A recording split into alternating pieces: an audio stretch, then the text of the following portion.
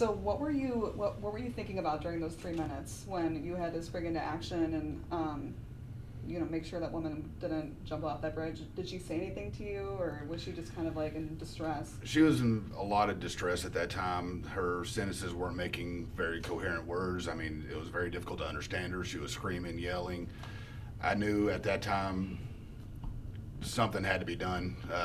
It was a revolving situation that was going quickly the wrong way.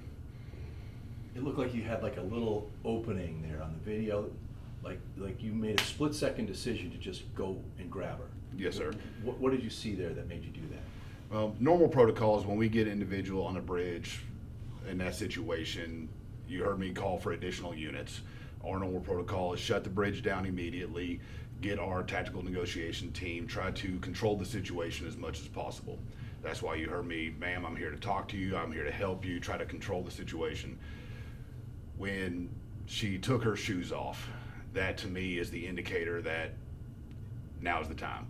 When she turned and did not look at me and looked down to the water and was easing over, I saw my opportunity, and that's when I closed the gap as fast as I could and grabbed her. So when you first encountered her and engaged, what was she saying to you? Actually, she didn't speak to me directly. Yeah. The initial call was a female wearing dark clothing walking walking eastbound in the westbound lanes in the middle of the road. That's when I was on Barksdale, on the left on the Westgate, entered the bridge. As I crested the bridge, I saw her walking on the shoulderway.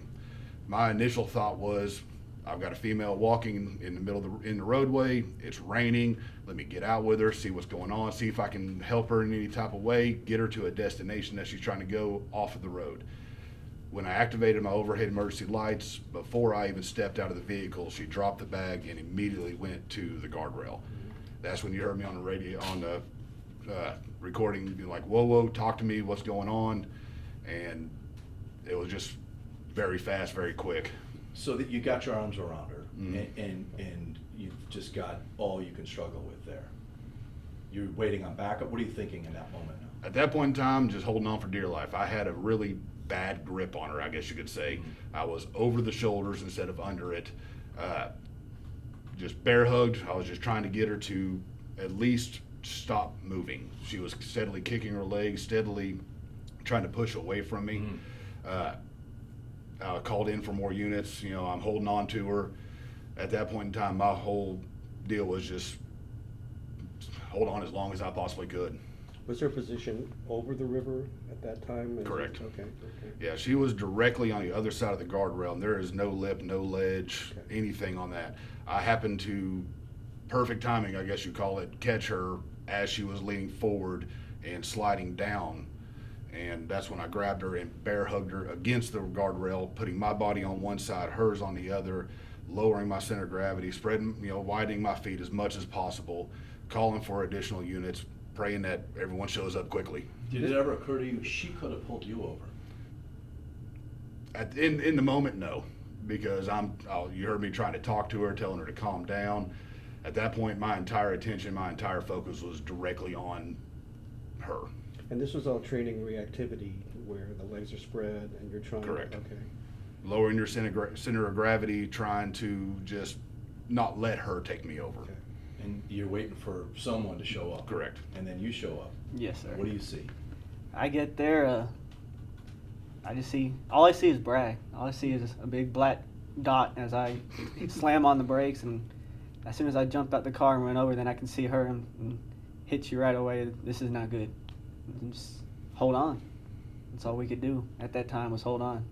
And what was the biggest difficulty at that point? Was it just like trying to get her off the ledge? Was she like resisting and trying to stay where she was?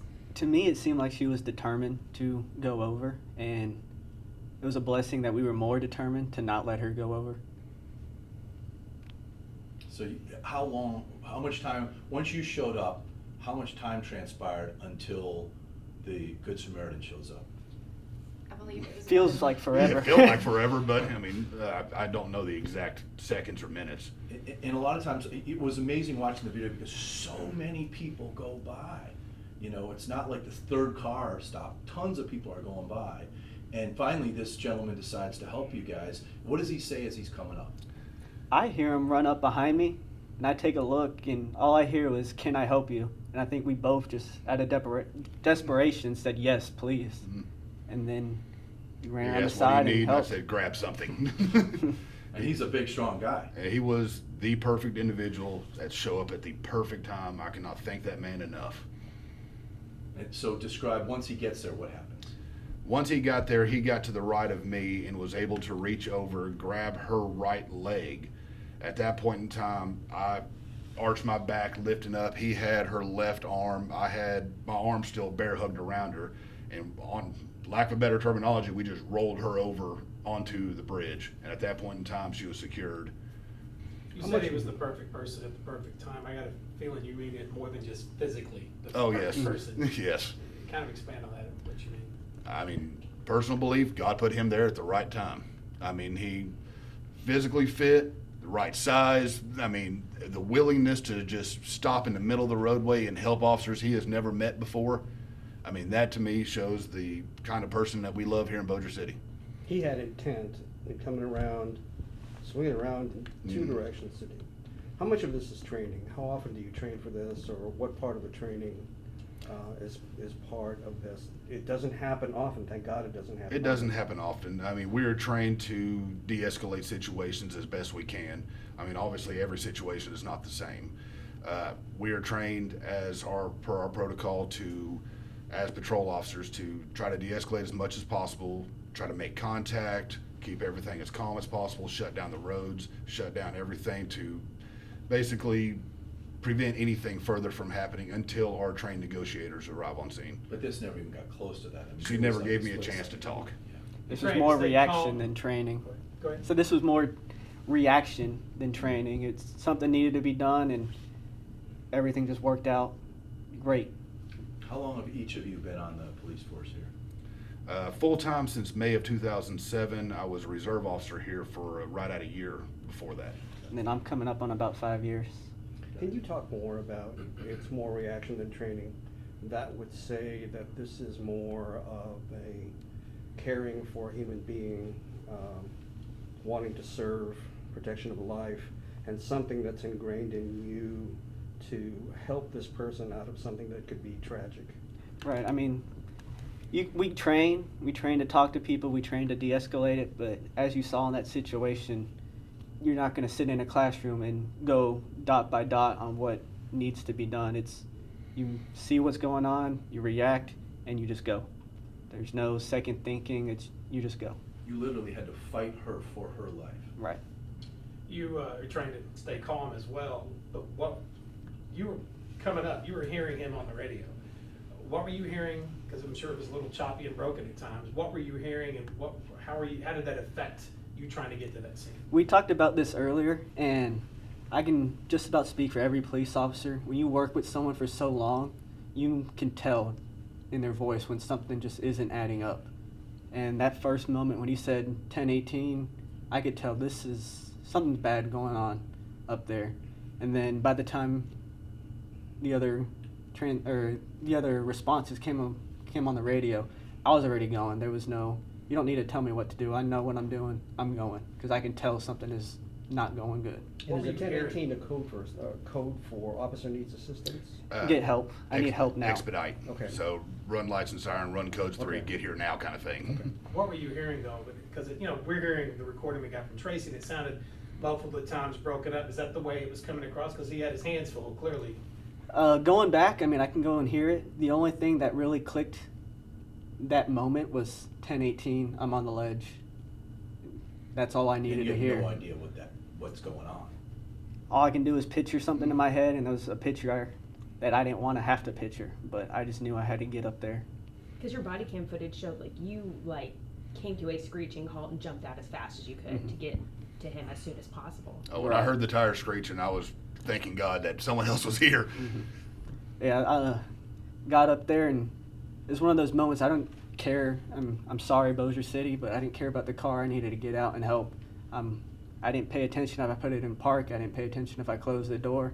It was run and help out as much as I can. And you had asked about the time difference between when Bragg grabbed on and when he arrived on scene. I believe it was 1:20, which when you're in that position is a lifetime. It felt like forever. But the video footage that I gave you is true to time. So if you know, at this point and then run it, even with his footage in there, it's still true to that time. That is the time, the difference in there, if you want to go back and look at it yourself. And from the call, on the ledge is the one thing that stands out in your mind about that call?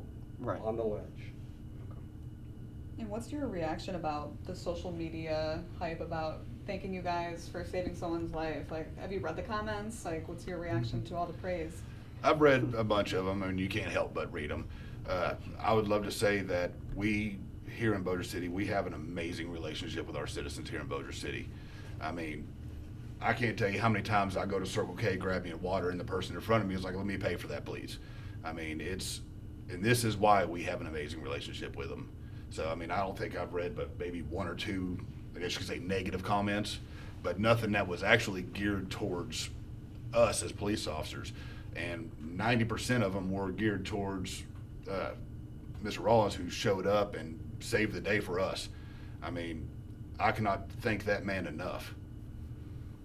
There is a component here of, because we've been through so much stress in the last 16 months because of the pandemic, the economy, what do you have to say to the citizens of Bossier and others about if they are feeling stressed, if they are feeling depressed, if they are feeling anxious about anything in their lives, dealing with that before they have to resort to an extreme? I can say 2 words to that. We care. We care. I mean, our job is to, when we get calls like that, first thing we're thinking is, okay, what are my available options? How can I best help this individual? Is it something that we can set up a counseling for? If we've got cards that we can hand out for domestic situations, because most of the time it is a domestic situation that is leading up to the problem, I guess you could say, or the thought process they're having. There are many viable options out there. I hope that you know that we, as Bossier City Police Department, not just Officer Bailey and I, but all the good men and women I work with, when we go on these style of calls, our number one priority is make sure you are safe, make sure you feel safe, make sure you are. What can we do to help?